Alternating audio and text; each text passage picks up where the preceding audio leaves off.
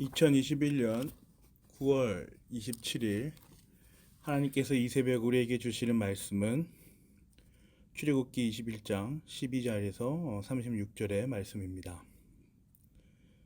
오늘 우리가 나눌 말씀은 십계명 다음에 이어지는 구체적인 법들을 기록한 것입니다.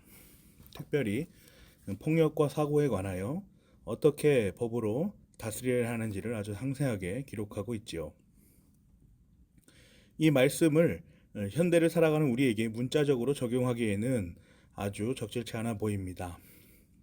지금 우리가 살아가는 문화권에서 남녀 차별의 정도와 주인과 종의 간극이 이 당시와는 상당한 거리가 있기 때문입니다. 그러나 그렇다고 해서 말씀의 시대적 사역을 부정해서는 안 됩니다.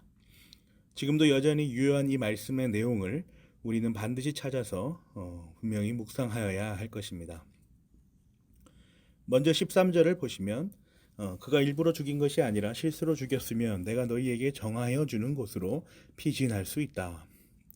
사형에 처해야 한다, 죽여야 한다와 같은 강력한 법규가 기록되어 있는 말씀 속에 13절은 한 줄기 빛과 같은 관용을 보여줍니다. 내가 너희에게 정하여 주는 곳으로 피신할 수 있다. 그런데 그곳은 다른 어떤 곳이 아니라 하나님께서 정하여 주신 곳입니다. 죄인은 그곳에서 죄에 대한 책임을 피할 수 있는 것이죠.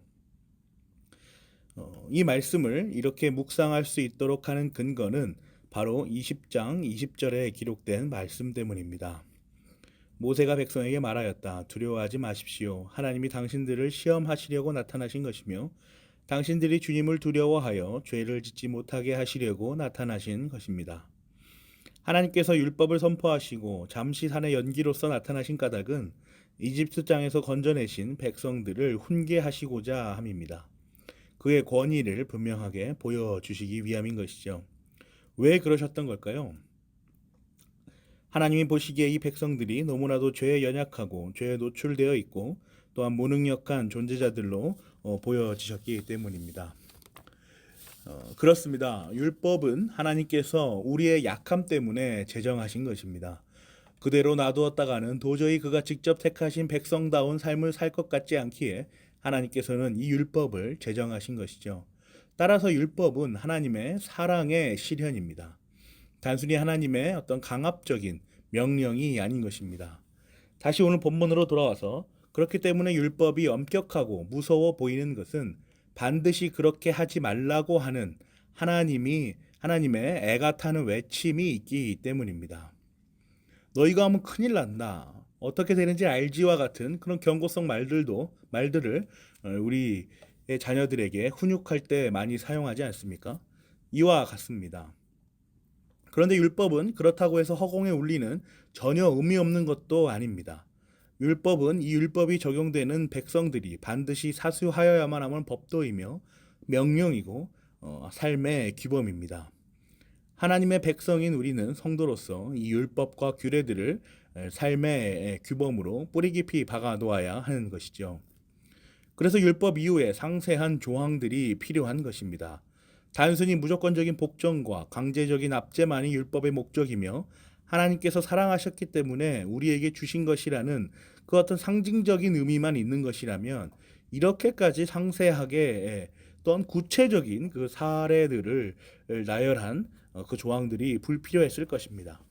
이 율법과 상세한 조항들은 우리가 성도로서 삶을 살아가는 가운데 반드시 지켜내도록 애를 써야 하는 하나님의 명령임을 우리는 간과해서는 안 됩니다. 마지막으로 율법은 우리에게 예수 그리스도의 존재와 필요성을 재확인시켜 줍니다. 오늘 본문에 기록된 상세한 조항들을 한번 묵상하여 보십시오. 어느 것 하나 그냥 지나가는 것이 있습니까? 한 사건에 대한 책임은 반드시 그 가해자가 짊어질 것을 이 조항들은 말하고 있습니다. 죽었을 경우, 심하게 다쳤을 경우, 큰 문제로 여겨지는 것이 없을 경우와 같은 구체적인 적용 사례들을 말씀은 기록하고 있지요. 죄를 지은 책임을 반드시 물어야 하기 때문에 말씀은 여러 사례들을 통하여 책임에 관한 내용들을 상세하게 기록하고 있습니다. 이것은 무엇을 말하여 줍니까? 죄인의 죄는 죄인이 짊어져야 한다는 분명한 명제를 분명히 기록하고 있는 것입니다. 그렇습니다. 우리가 지은 죄에 대한 것들은 반드시 우리가 안고 가야 합니다. 그런데 우리는 근본적으로 그렇게 하지 못하지요. 무능하고 나약하며 무엇보다 타락한 존재자들이기 때문에 그 죄를 짊어질 수가 없습니다. 그래서 이 일을 우리를 위하여 완전하시고 온전하신 참 예수 그리스도께서 담당하십니다. 예수 그리스도께서 이 죄를 모두 덮어 쓰시고 죄를 알지도 못하시면서 죄인으로 여겨지시는 그 치욕을 당하십니다. 신성으로서 그 어떤 존재보다 거룩하고 신성하며 존귀한 그분이 성육신하신 그 낮아지심도 모자라 급기야 죄인이라는 모욕까지 당하시는 것입니다. 하나님께서 영원전 택하신 자들을 구원하기 위해서입니다. 이것이 얼마나 엄청난 일인지를 오늘 본문 26절, 27절을 통하여 한번 확인하여 봅시다. 어떤 사람이 자기 남종의 눈이나 여종의 눈을 때려서 멀게 하면 그 눈을 멀게 한 값으로 그 종에게 자유를 주어서 내보내야 한다. 그가 자기 남종의 이나 여종의 이를 부러뜨리면 그 이를 부러뜨린 값으로 그 종에게 자유를 주어서 내보내야 한다. 이 두 구절에는 어떤 사람, 즉 가해자와 종들, 그리고 그 종의 주인들이 등장합니다. 상황을 간단하게 설명하면 이렇지요. 가해자가 종을 다치게 했습니다. 그러자 주인은 종을 자유인으로 놓아줍니다. 자유인과 종의 차이를 보여주고 있는데 중요한 것은 가해자의 잘못을 가해자에게 돌리지 않고 종을 자유인으로 놓아줌으로 일을 해결한다라는 것입니다. 즉 가해자와 주인 모두는 이 일에 그 어떠한 물리적 책임을 갖지 않습니다. 종은 자유인인 자신들과 다른 말 그대로 종이기 때문이죠. 존재로서의 구분이 없는 인간들 사이에서도 그들이 인위적으로 만든 노예제도에 따라 자유인은 종의 피해를 담당하지 않습니다. 종에게 입힌 그 죄를 책임지지 않는 것이죠. 그런데 신성이신 하나님께서 이 죄를 담당하십니다. 우리에게는 은혜요, 감사의 사건이지만 하나하나 이렇게 따져보면 정말 치욕적인 일이 아닐 수 없는 사건이 바로 십자가 사건입니다. 사랑하는 고향제일교회 성도 여러분, 율법은 성도에게 세 가지 기능을 합니다.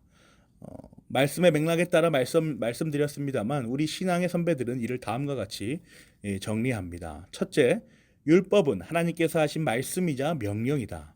둘째, 율법은 우리가 율법 단 하나도 지키지 못한다는 우리의 죄인됨을 깨닫는 것이고 그에 따라 우리 스스로 해결할 수 없음과 그래서 우리 밖에 있는 존재, 곧 예수 그리스도의 존재를 필요로 하는 계기가 된다. 셋째, 율법은 우리가 단 하나도 지켜낼 수 없음에도 불구하고 우리 성도의 삶의 규범과 도덕, 윤리적 가치를 갖는다. 그렇습니다. 율법은 하나하나 하나님께서 직접 제정하신 법도입니다. 따라서 그 스스로 권위를 갖습니다. 그러나 하나님께서는 이것을 강압적인 방법으로 인도하지 않으시고 죄를 짓지 말라는 그 안타까운 마음으로 우리에게 이 율법을 주셨습니다. 그리고 여러 구체적인 사례들을 상세하게 기록하시면서 우리가 알 수 있는 대로 최대한 이 율법 안에서 살도록 하십니다. 그리고 이 율법 안에서 예수 그리스도를 상기하게 하십니다. 예수 그리스도의 존재 자체가 얼마나 귀한 것인지를 우리로 깨닫게 하십니다. 오늘 본문에서 하나님께서 율법을 제정하실 때 그 목적을 한번 상기하여 보십시오. 택하신 백성들이 죄를 짓지 못하게 함이 아닙니까? 우리를 위한 그 사랑이 분명히 드러나 있는 것이죠. 그래서 오늘 본문에 기록된 바와 같이 실수로 죄를 지은 자들은 그가 정하신 곳에서 죄에 대한 책임을 피할 수 있다고 기록하고 있지 않습니까?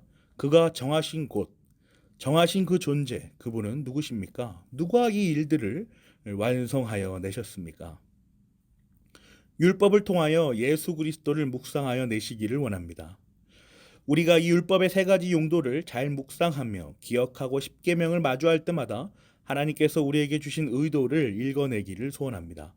그럴 때에 우리는 율법을 완성하신 예수 그리스도의 그 사역으로 말미암아 진정으로 자유한 성도로서 하나님께서 주신 오늘을 기쁘게 받을 것입니다.